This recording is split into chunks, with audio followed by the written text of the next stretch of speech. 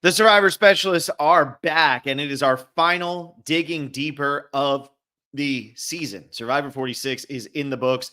Last night, we crowned a new sole survivor, and Blake had come up with the idea before this season or before the finale aired, actually a couple weeks ago, where he said we should dive back in and look at the Q confessional during the hide and seek game and see what that actually predicted. Because, every now and then you watch a movie, you watch a TV show, there's this huge monologue that you think is just there to fill pages. And then you get to the end and you say, wow, did that tell me literally everything that happened in the movie? If you ever watched Magnolia, the entire worm wrap is what I always think of when it comes to that, where it tells you that it's literally going to rain frogs, and then it does. But so we decided, let's take a look at the hide and seek situation. And we're also going to talk about Kenzie's place in the history of Survivor as the newest sole survivor. Last night, Will and I talked a lot about her win, how we felt about her beating Charlie, how we felt about Survivor 46 as a whole. But now with a whole night between the votes being read and us being here, let's sit down and let's dive in and let's try to talk about where Kenzie fits in all of this. But first, let's dive into hide and seek. Blake, you excited to talk about a children's game? It was interesting. Like, oh, does it? And then like every single throwaway comment kind of like it's one of those things where when you're reading your horoscope for 30 years, is it like you may have a good day this Thursday? And you're like, dude, that is so me. I am going to have a good day this Thursday because I'm going to be talking with Phil on the podcast.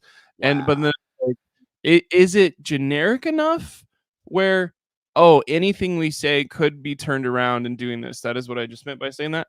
But like, even the stuff of like, oh, Q, the person who found Q was Liz. And like, he was like, nobody else walked over here. Liz is going to walk a far distance to do whatever she needs to do to win. And then in the finale, Liz walks a far distance to mess up Maria's chances of winning. And so you're like, oh, how far does this go? And like, it's just funny of being in the moment of, oh yeah, let's do this means we're gonna be like, oh, because the color is blue, they're sad, just like those English teachers taught us 15 years ago when we were in high school. But it is something where I think this is gonna be a fun thought experiment, if you can call it that. And it will be like, wow, they literally told us who was going to win after hide and seek, and you should have been paying attention. I think what was funny about the hide and seek game was that Charlie was the one who was it to start. So Charlie was the one who had to navigate and find everybody. And who did he find first? He finds Liz first. And I think that what's funny about him finding Liz first is that the entire storyline of Liz was that she was hiding actually quite well. If anybody followed her exit press conversations that she's had so far, she talked about how she was really trying to play up how much she made, but she doesn't make that much money. She was trying to play that up so that she could then turn around and at Final Tribal Council say, I was doing this to lower my threat level. I actually make however much money. I'm a single mother. I'm trying to take care of my daughter. Like, she was going to try to spin that. Now, whether that was going to work or not, I don't know. But it is funny that Charlie finds Liz first, but then they go and they find Venus. And I think Venus being the fact that Charlie does ultimately Venus's conversation with Charlie about the idol is what gets Venus voted out of the game. So it's funny that Charlie finds her. And then what was it? Then it was Tevin, Tiffany. They're talking because the Tiffany find was the one that was like literally in my head of, oh, like somebody makes the comment when they find Tiffany of she was wearing her red buff pretty much in full view. She's going to be sloppy enough where she'll lose because she's going to be sloppy. Mm-hmm. And then less than 2 episodes, maybe it's 3 episodes later, Tiffany goes home because of a sloppy, over greedy play. And I was like, okay, now there's some actual gas in this thought process here. And I don't know if Tiffany's looking back at that as people are talking on her first view through this episode and being like, God damn it. Or if she's like, Well, that literally could not be more of a coincidence.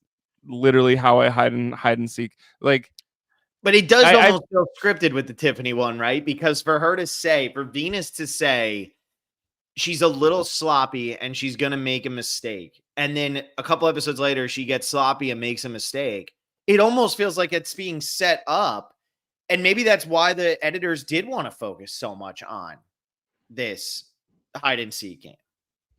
right, and I think that's something where why did we give so much time to this? Like, we gave so much time to Taylor Swift versus Led Zeppelin or Metallica or whatever, and like, oh, now that we know both of those gentlemen made it to the final three, it does make sense that we would maybe focus on those two people doing that.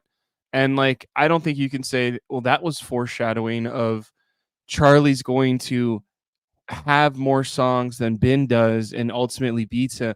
But like, the idea of, oh, Hunter is hiding so well, he will win this game Mm-hmm. if we let him ever, like, he's so good at this game. We even a crappy game, as soon as he loses one immunity, he's got to go, or he's gonna literally beat all of us right in our face and laugh at us the whole time while he's doing it.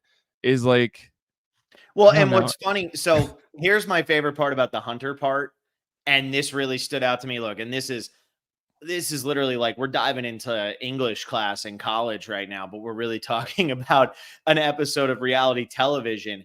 But I just think this is very fascinating. What do we notice about Hunter in this?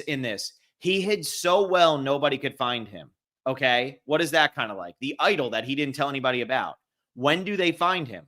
When he tells them that he's up in the tree, or when he makes a move or something, and that's when Q spots him. And what does Hunter do? He tells them that he has the idol, and that Wow. ultimately gets him voted out of the game. And I just think that that's a really funny parallel and something that is worth pointing at and saying, like, oh, that's kind of interesting that Hunter, would he have ever been voted out of the game had he not told them about the idol? Probably not. He would have just played it and he would have been fine. But whether it's a game of hide and seek or it's a game of Survivor, that's what he chose to do. He'd still be up in that tree hiding, and They can't they'd vote him have out if to. he doesn't go to tribal, right? What would they have done to Yeah, GC back in Gabon? Wasn't it just like, oh, he's dead? Okay, we're moving on. Like, yeah. Dude, I forgot about GC and Cabone being a hideaway like that. The one that was also interesting was Kenzie, of her thing whenever she gets found is not negative. And it's kind of like brushed off and said like, wow, what a great job Kenzie did. And like, as the Disneyfication of Survivor happens, of like, you can't say anything bad about the eventual winner or that'll make people feel a certain way. I feel like that should have been a big hint to all the academics at I will home. say that Kenzie early on in the pre-merge, though, she was getting pulled over the coals a little bit. I mean, Q's talking about wanting to vote her out. Jess didn't like her. She had the bad moment with Banu. Like, she definitely had her struggles on Yanu. It was just in the post-merge that they really started to, everything Kenzie did turned to gold instead of shit, which was good for her. I mean, it worked. But yeah, I think Q says about her, he already knows she's likable, but now she can go undetected. She can go undetected. That's scary. It was hard to find her. And she went undetected by Ben and Liz and Maria and Charlie, who were all thinking of themselves as bigger threats than Kenzie, who is your ultimate winner. And I think that's something where Q saying that, hey, it's just so funny of like, if you're thinking about that about hide and seek, why are we not targeting Kenzie immediately after this? Or like, yes, I know why, because we need to get out Hunter. And like, I think that's what's impressive about Kenzie's game, is like, she's literally not hiding. Mm-hmm. She is everyone's friend. She's literally, everyone's clapping for her when she wins immunity a couple times. Like, That's the number one thing. If you ever get on Survivor and other people are clapping for someone when they win immunity, they will vote for them to win in the end. That is the likability, like not the like good job version, but like I am so the first person that ever happened to is Cochran. It Yeah. happened a couple times with Kenzie this season, but like I don't know if they clap that hard for everyone to win and they just don't show us in the edit. But like that's a clear like if everybody's like, I'm so proud of you. What a wonderful moment for you in your life. Like they will do that and give them $1 million in 2 weeks from now too.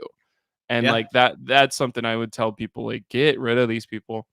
Um Kenzie winning is Wait, hang very on. Before we get interesting. into Kenzie winning, I Okay. want to say too, Ben was not found in the game of hide and seek Oh either. my god, look at And that. and Q says he's capable of playing under the radar game and it could get him through to the end. And sure enough, who wins the final immunity challenge was Ben, who had really not been viewed as if you were going into that final immunity challenge, you would have said he had the fourth best chance. I mean, he was getting pretty much smoked every challenge he would go and do. So yeah, I think it actually did foreshadow quite a bit. And then we even have him say Hunter would take if he's going to go that high up in a tree, he might take a shot at Q, but he's never going to get the chance to take the shot at Q. And he doesn't get the chance to take the shot at Q. So I just thought all of that. I mean, that's your Survivor hide and seek game for Survivor 46 in a nutshell. And I did think it was pretty fascinating. And that happened during Tevin's boot. So that is final 10. Final 10. Yep. Day And 15. So still plenty of time left in the game. and I don't know if they gave it to us of Ben's gonna be a finalist before final 10, but that's something like if you are trying to win money in these survivor pool leagues and you guys have a don't look at spoilers thing and you're like trying to go from episode to episode of I want to win that $200 that's in our survivor pool, if somebody says Ben could get to the end out of nowhere and like that's got to be like a maybe I should move Ben up in my rankings or whatever. Like I feel like if you've been paying attention to Survivor and you're trying to change your relationship with the show or you're trying to like I want to watch more podcasts, I want to look at this more academically or like I've been bored with the show, what more can I do to interact with it? I think the people that go to film school like myself or whatever, like Hey, I did that. not that we're trying to hoity-toity it, but like that's something you can, oh, I'm going to watch back this episode and look for narrative elements that could push the story forward or whatever. Or what am I actually watching now that I'm not emotional and my favorite tribe lost and it was a rough time because one of my favorite people got votes, but like now watch it back and do that is something where some of us are doing that on first pass because we can't turn it off. But like that's a way to interact with a show that maybe is cool for you after watching 40 seasons and you're like, I need to do something different in my Survivor viewing experience. Well, Just especially a like thought. I like to talk about the edit a lot. I like to talk about the confessionals a lot. I like to talk about all of that. And you can see it now. We've now had two 90-minute seasons. And granted, that's not a massive sample size. I understand that it's the smallest sample size you can have that isn't just one season, which is an outlier essentially. But I like to look at it. And in the final threes of both 45 and 46, the final three in each season got a confessional in every single episode. And I could see that as this season was going on, that Ben kept getting confessionals, even though it didn't feel like they were telling us a story from Ben. So if they're not telling us his story, why are they giving him confessionals? And maybe you tune into this podcasting, you say, man, Phil talks too much about confessionals, or I wish he would stop talking about this, that, whatever. That's fine. But that's what I like to look at because I do like to look at it from what is the story that is trying to be told to me. And I do feel like Kenzie and Charlie had a very even story told about them throughout the entire season. But I do think, and season 47 is going to be 90 minutes. If you start to get to the point at final 7, final 8, where there's one player who's had a confessional in every episode, but it doesn't necessarily feel like they're the biggest, the most impactful player on that season, they're probably going to sit at final 3. And so, like you were just saying this, I just think like there are ways to look at Survivor. I know when I said in my predictions and power rankings this week with Austin and Will, I said that I felt Kenzie was going to beat Charlie at final 3 and that Maria was going to go home at 5. And I got that right. And a lot of people were saying, oh, he's spoiled. He's spoiled. I'm not spoiled on anything. I don't look at spoilers. I don't want to know spoilers. The castaways aren't going to tell you spoilers because they don't want to get hit with NDA allegations or whatever and lose their prize money. Nobody's telling me anything. It's just when you watch the show, Kenzie and Charlie were going into the finale with 70 confessionals each. Maria was going in with 40, 35, whatever. So was Ben. So you could sit there and you could say, it makes more sense that Charlie and Kenzie are going to get into the final 3 because the story that is being told is one that they are telling. And Ben probably isn't going to go out at 5, but he's also not going to win because we barely heard from him in like a real strategic sense. So all that's to say, I do think that there is a way to watch this and see it. And going back through this hide and seek game, while it might not be perfect, I do think it's a fun exercise of, wow, there is a lot that they put into this scene that made sense. They're not just trying to pad 90 minutes. Right. And like, I think the thing with Ben is he rocks. He's dude. He shreds. It's like these aren't fully thought out like this isn't going to be the most insane gameplay confessional or whatever, but we are still hearing from him is kind of like, okay, this is a 0 vote finalist type thing. It's a lot of hindsight 2040, but like that's something where you're like, oh, that makes so much sense. How could I have been so dumb to not see this trajectory for him? But I think there's so many other people, like at Final 9, it's like this could have been Liz or Venus or Q. And so it is kind of like, oh, how did you not get it right? It's like, well, there's like 3 of them that this could have been. And I think what's crazy is we've been talking about that first, hey, we're on a boat. You're getting marooned. Jeff Probst is saying you are not going to win and nobody's going to be with your vibe. You are going to get 0 votes in the end. To have that person be Ben and the vibe is you're too nice and you're too rock solid and somebody's going to literally open up your final tribal council and say, we don't want any of your dumb rock puns, is kind of like, and then Tiffany oh, turns poor around Ben. and votes for somebody who makes a Beatles reference. Make it make sense, Tiffany. JS, I'm just saying. I understand. Look, okay, I do want to address something though, because I didn't really talk about it last night, and then we can get into Kenzie's win. I'm very appreciative of the fact that the final tribal council has gone back to pretty much everybody gets their moment to ask a question. And I understand that this is more of a hybrid of the old school and the new style, where it's not totally an open discussion. So we are hearing from everybody.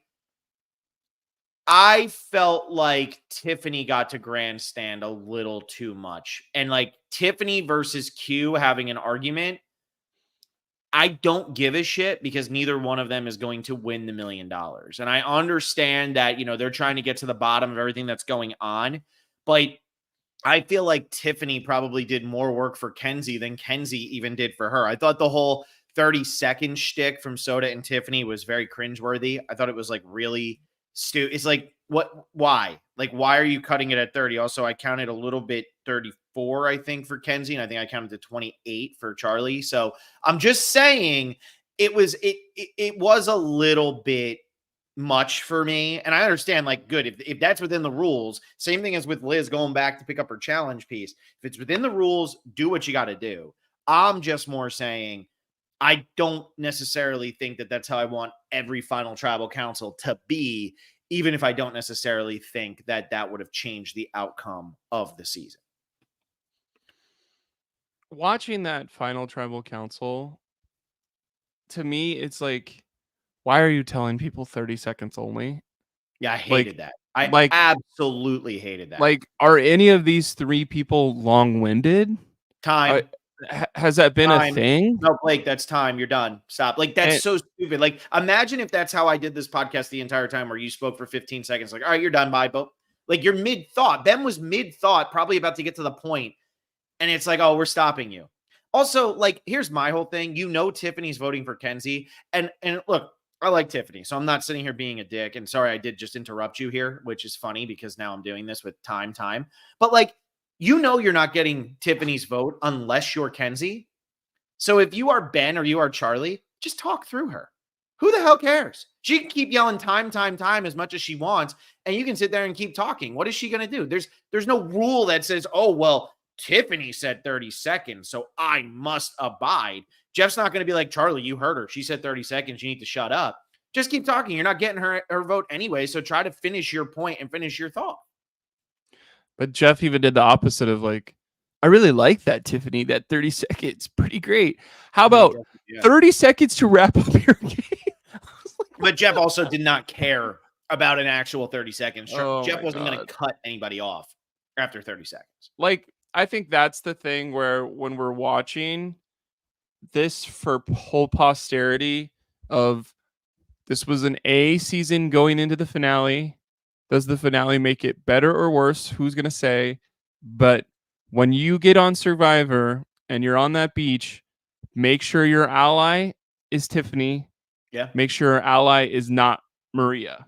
Mm-hmm. Because a tale of two number ones going into Final Tribal Council. I made a joke on our Discord, which maybe 5 people saw. It was like Maria voting for Kenzie is like Will voting for Blake over Phil if we had made it to a final trip. Like, it's so there's no way Kenzie expected that vote. There's no way Kenzie was like counting on things in her head or like there's no way she connected to a question for Maria. The fact that Maria interrupted Charlie on a question and was like, I don't know about that. And it's just something where that's so heartbreaking of what are these relationships we're making on the beach? Some of us are going through the motions of we are going to be lifelong friends. I cannot wait to go to Coachella and Electric Daisy Carnival with you next year. And some of us are like, you're going to be in my wedding. And we see that for previous seasons of some people are going to each other's weddings. But what was going on with Maria where none of that really was real? And is that something that Charlie could have ever foresaw? Is that something that Charlie could have said one more sentence differently? Was it bitterness or was it, I wish I was Charlie, and if I can't win, I don't think Siga should win? Or was it, I saw myself in Kenzie and Kenzie's going to start her life and I'm connecting with her over fire making? Is just like a wow, what happened in the last 10 minutes to make the last 3 weeks not a thing? All right, give yourself Blake. Neo Kuro here says, damn, Blake is on point. Blake only goes through the comments afterwards to see who roasts him. He doesn't even look for good ones, so it's nice to get a good one in there. No, I agree with you. And reading Charlie's exit press today, and I haven't seen anything from Maria yet, so this is going to sound more one-sided. I don't think Charlie and Maria are on good terms at all. I do not think they're on good terms at all.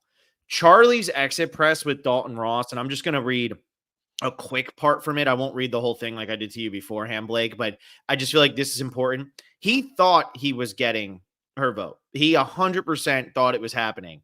And for him to then come out and say, in this moment, the day after, we've tried to talk about this and I've tried to nurture a friendship as best I could, but it's so up and down with her.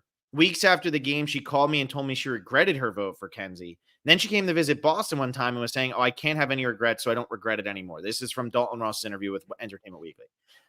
And then he says, and so I'm really just done with the whole flip-flopping of your reasons why. And to me, look, Maria's allowed to vote however she wants. It's fine. It is what it is. Like, we've seen, I mean, Carla took a beating for not voting for Cassidy and voting for Gabler instead. People were all over her. And I don't necessarily, like, a lot of people are like, I have no respect for Maria now. That's not how I feel in this moment. I just wish I understood a little bit better. And part of me wonders, does Maria understand 100% why she made this vote? Based on what Charlie is saying here, it doesn't seem like it. And then Ben confirmed in his exit press today that had it been a tie, he votes for Charlie to win. So if Maria votes for Charlie, Charlie is your sole survivor and the winner of Survivor 46. And that is going to be something people are going to be talking about nonstop. I was talking with a Survivor player earlier today, and I won't say who it was, but it wasn't from Survivor. Oh my God, who was it? It was from a previous season. And so I was talking to them, and I was like, do you think Charlie plays again? And I actually phrased it as, do you think Charlie's a lock to play again? And they said, coming into the night, I wasn't sure. But now I think so. Because I truly believe that with Charlie, we now have a runner-up with the most unfinished business since Dom Abate. And Dom Abate was the runner-up with the most unfinished business since Ozzy. Like, we have so much unfinished business with Charlie here because he truly was that close. And at least with Dom, he had said the thing that pissed everybody off with Sebastian, where he kind of showboated to Sebastian near the end, and that is what cost him the game. With Charlie, it doesn't feel like he did anything that cost him the game. And so I think if you're putting together season 50, Charlie just had 85 confessionals or something, 84, 85 confessionals. There is so many confessionals there from Charlie. He's was the new really Malcolm. Exactly. He was really good TV. I think people really liked him. And I think the conversation, I would argue that the biggest talking point of the new era, other than should Gabler have beaten Cassidy, is now going to be, why didn't Maria vote for Charlie? This is going to be one that 10 seasons from now, when people finally, it makes me laugh when you go on Twitter and stuff and people are like, wow, look at like the winners of New Era Survivor are iconic, and they don't include Gabler. Those are people who have never met Gabler and don't understand what a great person Gabler is. And like, honestly, making that, you can get your 30 retweets and your 400 likes, but you're kind of a loser. So like, sucks to be you. I'd rather be me than you and think that Gabler's a deserving winner. That I'm just going to throw that out there. But I also feel like once people get over the fact that Gabler won, which eventually one day will happen, much like how everybody couldn't believe Natalie White won, and now it's at the point where it's like, who cares? This is the talking point. 10 seasons from now, this is going to be the conversation of, remember when Maria voted this way? And people are going to be talking about on podcasts and on in exit press and things like that. When they're playing the game, they're going to be worried of, I'm really close with this person, but I'm worried that if I don't vote for them, if I don't vote with them, that they're going to turn around and not vote for me, much like Maria did to Charlie. This is going to live rent free in people's heads when they go and play Survivor now. Right. And I think there's two things that pops into my head of this. I'll start with Maria and her.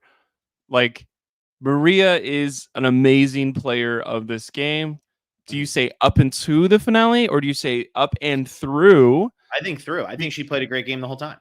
And like, I think if you're saying Ricard from 41 is a lock for All-Stars seasons, how do you not say Maria is also a lock? Because I feel like they have a very similar trajectory of a dominant player when they needed to be, that goes throughout the game, doesn't really have an in-game roadmap because they're so good at the game.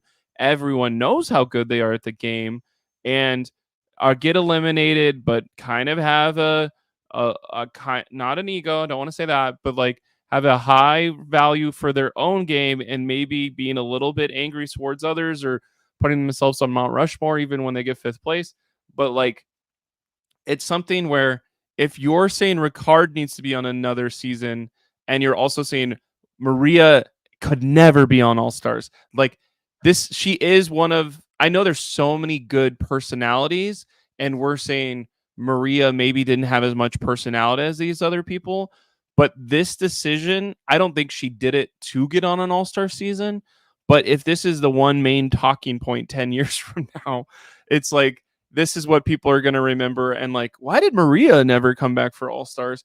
Yes, we don't I have as many All Stars as we used but like if we were still doing 4 All Star seasons every 10 seasons, Maria would get on one by now. Here's my thinking. They are enjoying putting older, air quotes, women on the show now. We've seen Julie. We've now seen this. We've seen older women do well on older players do well on the show. Mike Turner finished second place. We see Julie go very deep. We see Heidi go to final 3 and finish second place. We've seen older players do well. Gabler wins. I believe, and this is how much this changed. If you were to ask me right now, top 3 people returning from Survivor 46 going into the finale, I would have said Kenzie, I would have said Q, and I would have said Tiffany. If you were asking me now today, who are the top 3 people that are going to return from Survivor 46? It is Q, it is Charlie, and it is Maria. Because I think if they're going to put Charlie or Maria on an all-star season, they're putting the other one on. It's going to be up to whether they want to play or not. I like how you keep crossing yourself. It's going to be up to whether or not they want to play again, which I think Charlie is a lock, even though he's kind of starting his career. And I think Maria's a lock. I mean, Maria's a badass. I think she's a lock for sure. They want those two against each other. This could be a Colby Jerry thing. And it's just funny because during the season, they worked hand in hand. I think what confused me the most about this vote was, if Maria's not going to vote for Charlie here, did Maria feel that she deserved people's votes at the end?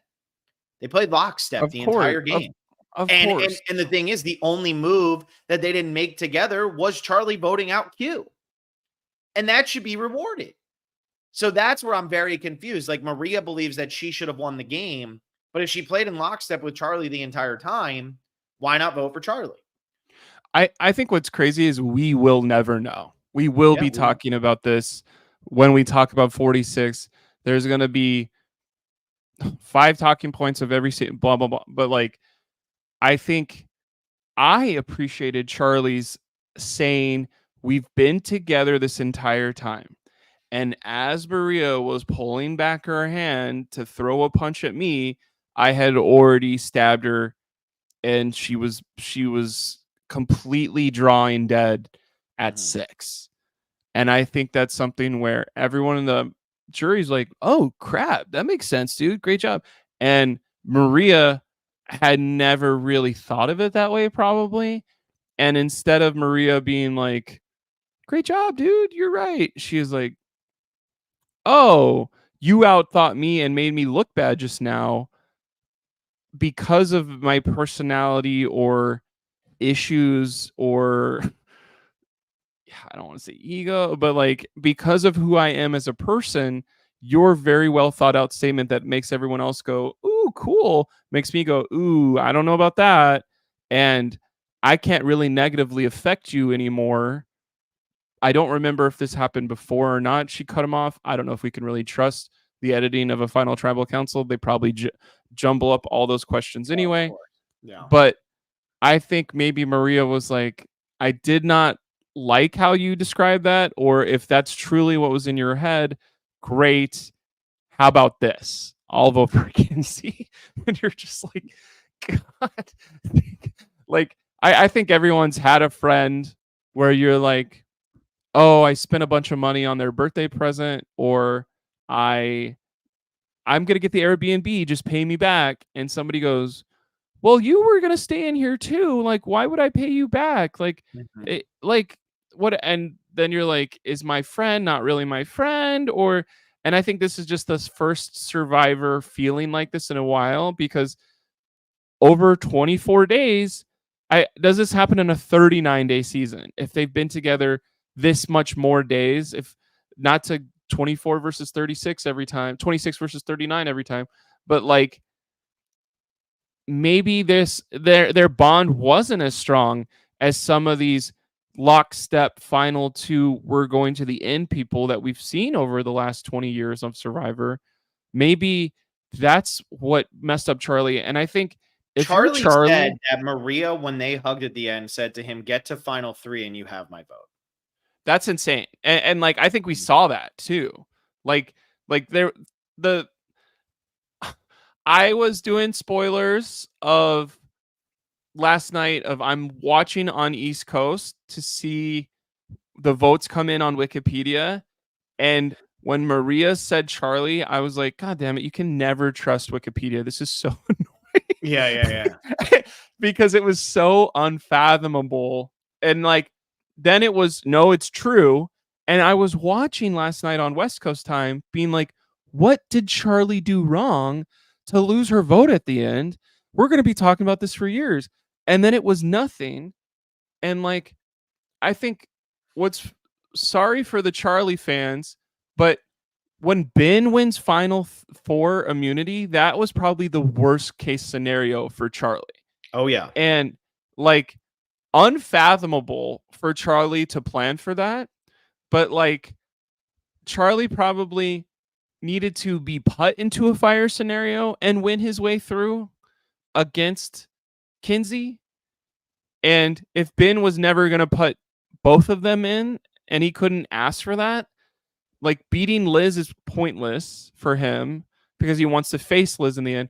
And I think that was maybe a talking point. I don't know if we saw all 2 hours of his stuff, but nobody has really said what is more impressive for fire making of winning the challenge or getting brought because my social bonds are so strong. That's what Will said People last night. Yeah. people know I have a shot at winning, but Ben, that day one alliance that I have fostered and grown with Ben got me to this point. And if you're going to say I'm a game bot or only thought about strategy, let's go toe to toe of I got to know everyone just as much as Kenzie did. And I'm fine if purple people are voting for purple people and green people are voting for green people. But the orange people, listen to what I have to say. You didn't see me on day one. Here we go. So let's go to this then. Since I feel like the whole conversation, I do kind of feel bad for Kenzie right now because the whole conversation is around why didn't Charlie get Maria's vote? Let me ask you this question first, then we'll jump into Kenzie. Are you satisfied with a Kenzie win, or would you have been more satisfied with a Charlie win? Or are you both? Are you satisfied with a Kenzie win, but would have been more satisfied with a Charlie win? Or are you most satisfied with Kenzie? Kenzie winning is very. It seemed destined, and it seemed like we were gonna get a major explanation why, or I was waiting for a screw you, I don't need your vote anyway, and everyone going whoa, and then like Kenzie would never do that. Kenzie had strong relationships. I think for as much as there was turmoil in Q and Kenzie's relationship for the past 6 tribals they were at together, I think Q talking about Yanu's broken, Yanu's back, Yanu's broken in a thing. Now I'm writing Yanu on a thing. I think he is somebody who's such a team player from his time on either selling real estate. Selling real estate is probably a single person game, but like it was like It's a pretty team job when you're first starting out, it's a especially. pretty team job when you're starting out, especially is what I've heard. And like I like I think he was like, okay, Yanu strong. I like Kenzie. What am I doing? Of course I'm voting for Kenzie. It was just how does Kenzie get these other votes from Siga?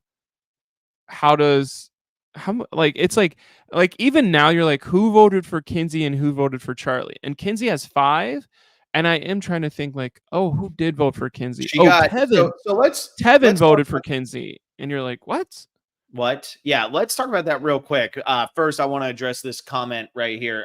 Dan and D'Antonellis. I think Ben would have voted for Kenzie if it was a tie. He has come out and said 100% he would have voted for Charlie. Like, no questions asked, that Charlie was just as there for him as Kenzie was. But I think with Kenzie getting the win, that's what ultimately was being shown, was to show how Kenzie really is a really good person. And some of that got left out a little bit for Charlie. But here's the votes. It went Maria, Q, Venus, Tiffany, Tevin voted for Kenzie, and then Liz, Hunter, and Soda voted for Charlie. And I think what got me was if Tevin votes Charlie, Or I'm sorry, if Maria votes Charlie, but Liz votes Kenzie, and that's how Kenzie wins 5-3, I sit here and say, okay, I get it.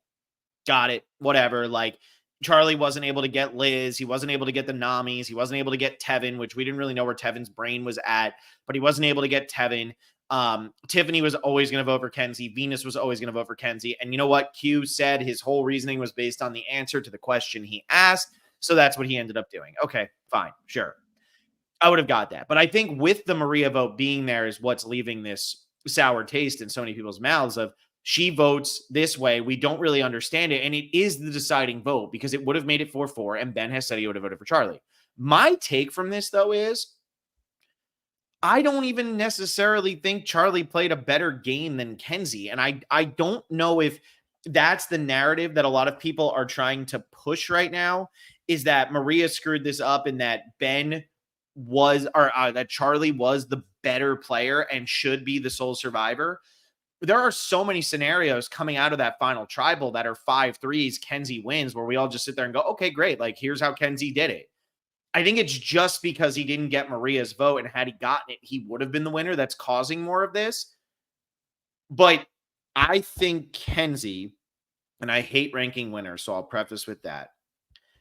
I think Kenzie probably played the second most impressive game of the new era. That doesn't mean the best, but if you think about where she started on Yanu, her tribe was falling apart.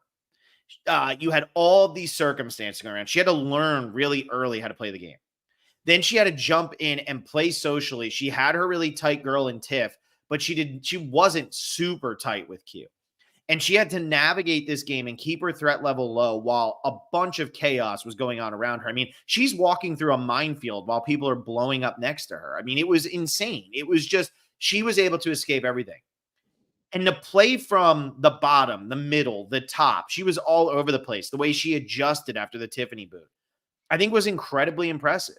And I think if Charlie wins, is a very similar game to Dee's game, where it was, I got an alliance and I just played it. And there's no problem with that. And I personally think Dee's game is the only one that's more impressive than Kenzie's, just because of how dominant she was able to be in an era where it's very hard to be dominant. But I think Kenzie played an unbelievably impressive game of Survivor. Will I go on and say, oh, she's a top 10 winner? No. But I hate doing that as it is because I feel like that's so hard. I was getting in an argument with somebody online the other day about Vecepia. They were saying Vecepia and Tina are bottom 10 winners ever. And it's just like nothing could be further from the truth. That's just asinine to say. But like when you look at Kenzie's win, it is social. But they did a good job of showing the social this season. And I just think she played a really, really impressive game. And she is more than deserving of the title. And I think her win as we move further and further away from the seasons is going to be one of the most highly revered of this era of Survivor.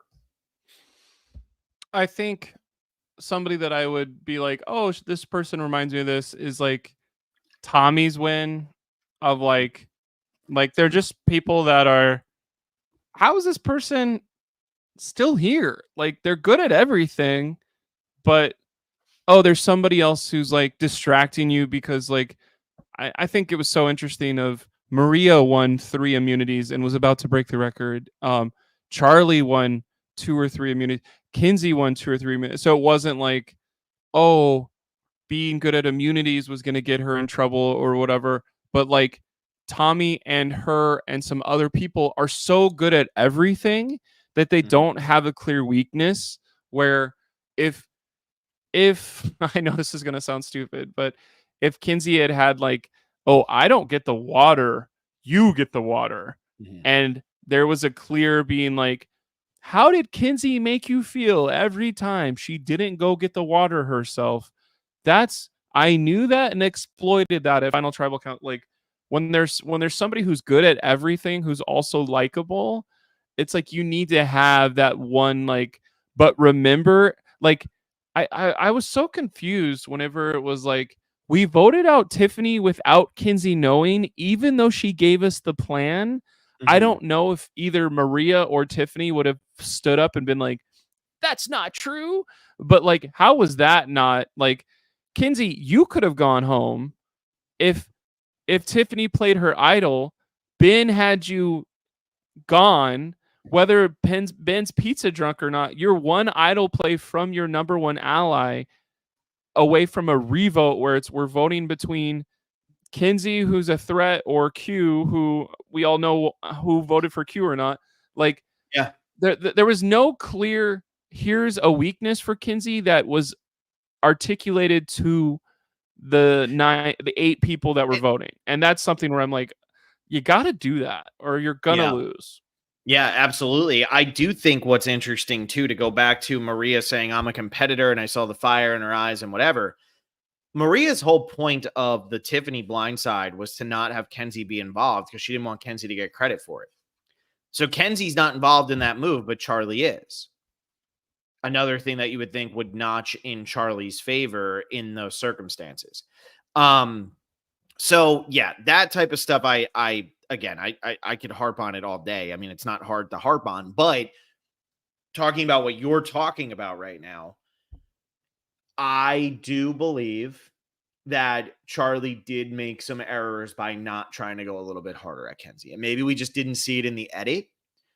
But while you're highlighting your positives, we saw D pretty much win the game last season because she said, actually, I knew about that, Austin, and you didn't know about it. And I don't feel like Charlie had that mic drop moment. I don't feel like Kenzie had the mic drop moment either. But I don't feel like Charlie had that mic drop moment where now the Tevins who are on the 50, who are 50-50 and stuff go, ooh, that's a good one. I should vote this way. Because the other thing I will say about this, and I could be wrong, but I don't give a shit. Like, I'm podcasting, I'm doing this for fun, whatever. I don't think Maria was 50-50 coming into that tribal council. I think she was 100% voting for Kenzie the entire time. Which actually I think might make that so disappointing. Like, yeah, I think she was 100% voting for Kenzie the entire time.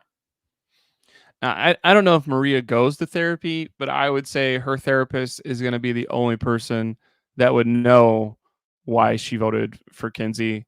And unfortunately, therapists aren't allowed to talk about that. Yeah. And I think that is probably the most interesting thing that Maria could say.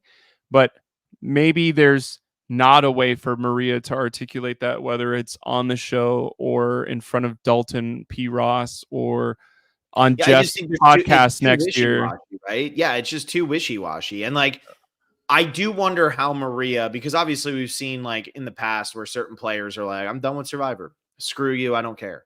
I wonder how Maria will handle the off season here, because I feel like we've been pretty hard on Maria, but I'm trying not to be too hard. But at the same time, it's like, this is what happened and I need to have this discussion. Like, I do need to talk about this because this is what people want to hear. So what am I supposed to do? I mean, she is a strong woman. There's no doubt about that. I wonder how she's going to do over the next, however many weeks. And if she's going to be one of those people who's like, I can't wait to do a predictions and power rankings episode or jump on a post-game show with Rob Cisternino or any of that stuff. Or if she's going to be one of those people who just says like, I played the game. I'll see you all later. Because it's hard right now because I feel like there are some people who are being unfairly negative towards Maria. But to ask the question of why and not feel like we have the answer of why, and as a community want to know why, I don't think is unfair. I think it's very fair. We're fans of the show and we want to know why Charlie didn't get your vote. And right. I think that's going to come down to like, okay, I'm tired of hearing about this. Same way like Michelle and Aubrey got so tired of the same nonsense over and over and over and over again. I don't know. It just really, really is. Neo Kuro says she really thought that Charlie was just her sidekick and never saw him as a real ally. I think the saddest thing for Maria and this fan base is they have been talking about her on Twitter constantly of Maria voted out another woman. Maria just voted out a woman. Oh, guess what? Maria is targeting a woman. Mm-hmm. Maria has voted out her 4th woman. And now the opposite happened of maybe there's some instead of targeting women, instead of being like, I don't see myself in Venus at all, that's crazy. Maybe there's a glimmer at Final Tribal Council, and she goes, I see myself in Kenzie, and I want to reward that a little bit.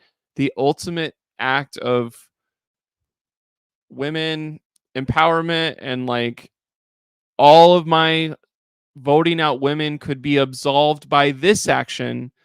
And now it's almost a double negative of, why are you supporting women now? And like, it's so crazy This of, is where I just get so no matter what Maria does do, she's like screwed, and this is where I because get maybe so there's some tired of hate for her. yeah, of the community in so many ways with that kind of stuff because the community so often, and when I say the community, I don't mean there's some players who will do this, but not all of them. But there's some players who just spread nothing but vitriol throughout this community, and it's absolutely disgusting. But for the most part, it's a very accepting player community. And I always try with this podcast, I want to be accepting. I don't want somebody to tune into our podcast and feel like shit about themselves. That's not the point.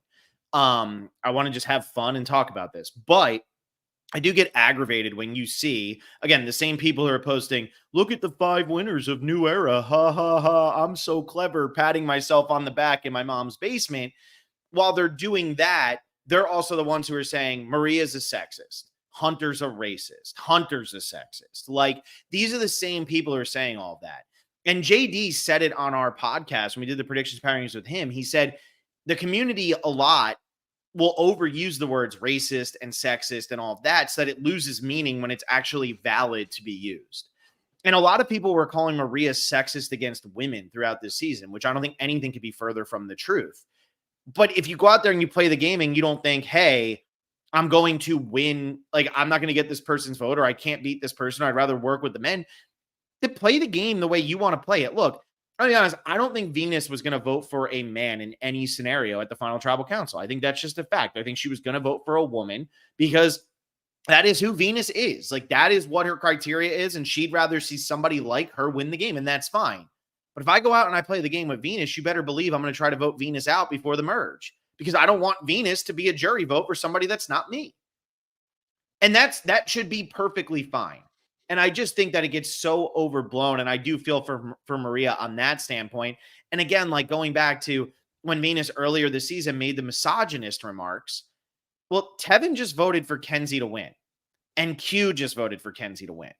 Hunter is the only man who didn't vote for Kenzie to win. But he even raised his hand at the after show and said, I came into this wanting to vote for Kenzie, and then Charlie convinced me to vote for him. Like, when you throw these words around so loosey-goosey, they start to lose the importance of them. And I do feel for Maria on that standpoint, because it is absurd, especially since she just gave a young woman who she probably sees a lot of herself in, as Jordan Stom says here. Maybe hearing how Kenzie answered Q's question, she saw some of herself in Kenzie because she said she wants to start a family. And she says, I'm gonna help you get that start that maybe I wish I would have had when I was your age. I don't know. That's the negative part of the community that just drives me crazy sometimes. All right. Take that, negative part of the community. They don't Final question for me, Phil. For you. Uh-huh. Letter grade for 46. And immediately one day after. A. No doubt about it. It's an A. I think this and 43 are the clear-cut best seasons of the new era. I'd have to rewatch them. I do think 43 had a stronger finish. It still had plenty of chaos throughout.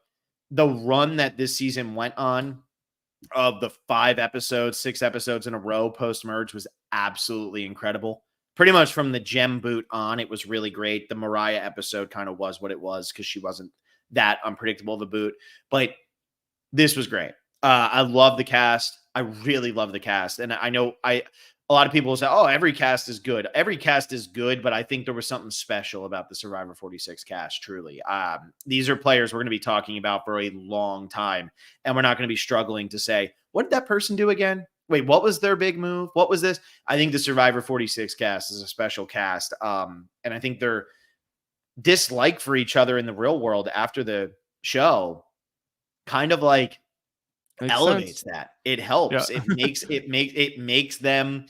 It makes you want to have the conversation about them a little bit more. So yeah, I'd give it an A. I'd say Kenzie A as a winner. I think she did everything she was supposed to.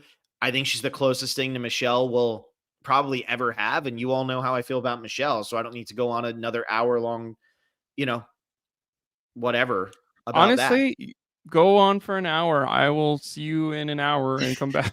Blake, what do you give it, Blake? What's your knee jerk? Um, it's interesting talking it back of like the first 4 episodes were pretty crazy, and like I think from final 10 to final 5 is probably the best run of episodes where, well, there's no way next episode could be better. And I think we said that 3 times in a row, because usually there is like, and then that crazy thing happened at 8 and nothing really happened again until 4. Like that happens on old seasons of Survivor all the time too. Some seasons that are revered very high, but it was like Q being such a whatever Q is, that made people complacent in their, oh, I think I'll be fine because we're finally getting rid of Q 4 times in a row. I think that 6 episode stretch is a good double plus of whatever letter grade you were gonna give it. I don't want to say A minus because I feel like that would be, what more do I want? So I'm gonna stick with an A regular here. And what could be an A plus, it's just something where Totally. everyone is Sandra, or everyone is Coach, or everyone is like Wrong. if there were 3 Qs on this season, or like I if Ben didn't have night terrors and was doing crazy strategy and having more crazy fun moments, I'd be like, oh, like, because he still had some, but if Ben wasn't like super tired, if Jess wasn't super tired, and like if Jelinski had made it 3 more episodes, like there's so much more of like, what I think is funny about this A season that we're talking about is there was a lot of potential for it to be better, And you had but that we don't. random double Banu episode because of that. And that still keeps it as an A. Imagine if that wasn't there, Blake. I mean, if Randon, like, there's a lot of stuff. If Banu goes home in episode 3 like he's supposed to, does it breathe a little more? Like, I think it's, what's your personal relationship with Banu? I liked him for the first 2 episodes, and then it was kind of like, whoo, I'm ready for him to go. Oh, he got another one. Oh, okay, thank God. I think it's interesting we're not gonna be in live at Studio City and seeing a reunion with all 18 of these people. It's stupid to not have that, because I think that would have been really cool of Maria, now that you've had a PR company tell you what to say about this. Here you go. Say it in front of this live studio audience. Why did you betray Charlie and take $1 million away from your number one? Instead of, and then Charlie can, like, I think it was, I haven't been watching This Is Pizza and Champagne. I haven't been watching those because it drives me a little bit crazy in a different way than I think most people. Of, I need them to have a break. Like, it's basically like, Blake, someone in your family died. I'd be like, I need a couple days. And like, I feel like losing $1 million has to be at least on the level of a family member died, kind of distressed for your body and shock, just because of what those words $1 million means.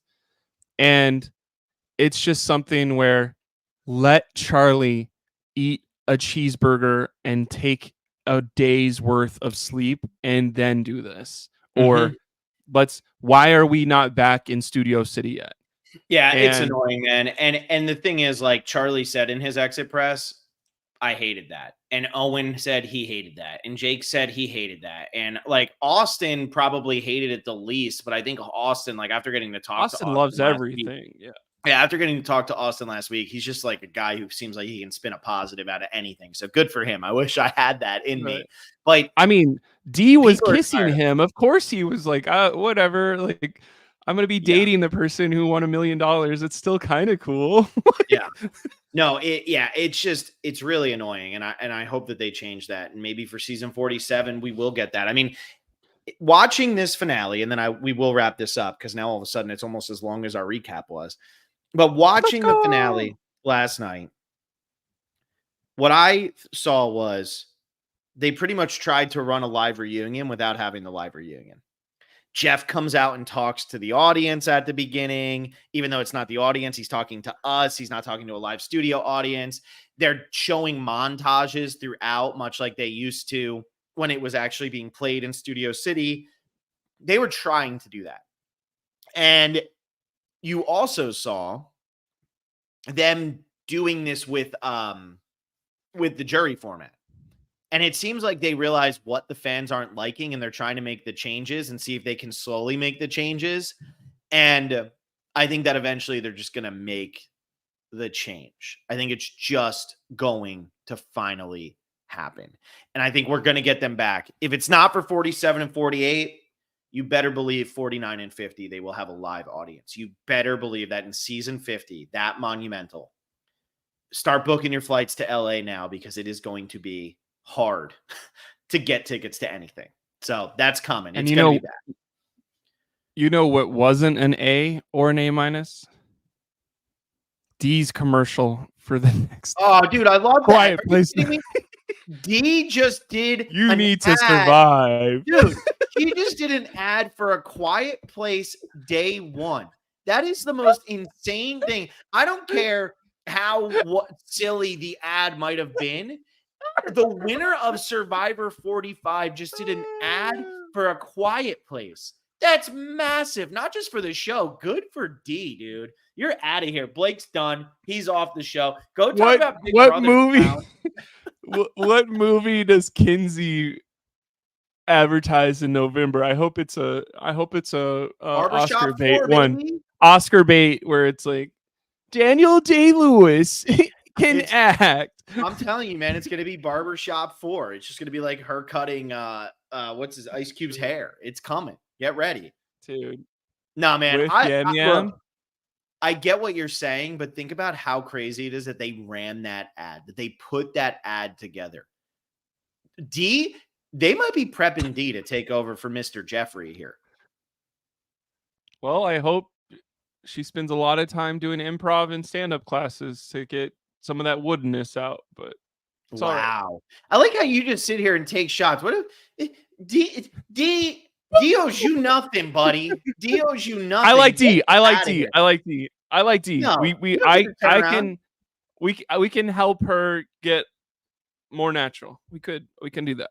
I'm calling D right now and I'm saying, D, can you teach Blake just how to be better? To be you. How does Blake get to be the quiet place person? Yeah, here you go. Corwin Green. D is never going to get on the podcast with Blake is what I'm learning. Look what you just did, bro. Get out of here. I loved that commercial. I cannot wait to see. And it's fine to not like it. I just think year one in theaters this Friday at AMC. Don't use your A-list pass. Go ahead and pay full price. That way, John Krasinski. Shut up. I have to say that I think it's epic that a Survivor winner in season 45 is doing that. I think that's epic. That's huge. That is normally reserved for bigger stars. And the fact that this is Survivor 45 winner, I think we are going to see D as a serious contender to take over for Jeff. I'm serious. I'm just saying. Okay. So the views of Blake do not represent how I feel or how the rest of us feel. Blake is on his own. That's why he's being demoted to Big Brother. He's the one who has to suffer through that while I enjoy my summer. So, Big Brother. Thank you all so much for listening to this episode. I hope you enjoyed everything. I do have winners finally for the prop bet game, so I'll announce those right now. Caden Neese and M. Yoder. So you guys tied for first. So I'll be able to send out, I have shirts and stuff. So I'll be able to, I'll email everybody and let them know they both had 25 points. I am excited for this offseason. Speaking of shirts, what does OU Twit mean? OU Twit. So I got this actually. This was put out. CBS gave these out at the FIU thing. Those are pretty cool. Yeah, they gave them out. It says Survivor 46 on the back. I can't really show it, but anyway. But yeah, so I'll be reaching out to all the winners of our games in the next few days, and we'll get out some prizes and all of that fun stuff. I hope you all enjoyed this season as much as I did. This is the last coverage we're doing. I'm going to put my after show up today for the patrons, for the top tier patrons. And then we're moving past Survivor 46. Blake will be doing Big Brother this summer. June-ish is when you're going to start doing some like get to know my taste of Big Brother coverage, right? Sure. And then Survivor 40 several in the fall. Survivor 40 several in the fall. We'll be talking some Survivor 50 stuff throughout this entire off season. We might even dive into House of Dragons. Me and Blake were talking about, should we try to do a scripted show? And that feels like one that people actually watch. So we were considering maybe doing House of Dragon, but we'll see if people actually want that. Hoping to get some tell-alls, but not sure if we're going to be able to get them yet. Anyway, all that's to say, become a patron, patreon.com/thespecialist. Will and I are going to be doing Australian Survivor, starting to talk about that in June. And we are doing our Amazon rewatch right now, so that's really fun. So we have a whole bunch of stuff going on. Let us know what else you might want us to cover throughout this entire offseason. My plan is to do some Survivor Season 50 coverage, maybe do a season rewatch. And then before we know it, it'll be August, and we'll be getting the cast announced, and we can start diving in. And I'm going to be honest with you, if you're a patron, you're probably going to get a little bit of a cast discussion for Season 47 earlier than those who are not patrons, because the cast is just rolling out over on Inside Survivor. I think he might actually have the entire thing. And I'm not going to wait until the last second to put this out. So we'll definitely start talking about that a little bit earlier. We're 4 people short right now. But that's it. Thank you all for listening. Blake, way to jump in, way to be a hero, way to ruin our relationship with D that we didn't even have. Giant middle fingers to you, Mr. Blake. And there's somebody from Winnipeg next season, right? Like this video, subscribe to the channel, and we'll see you soon. The nerd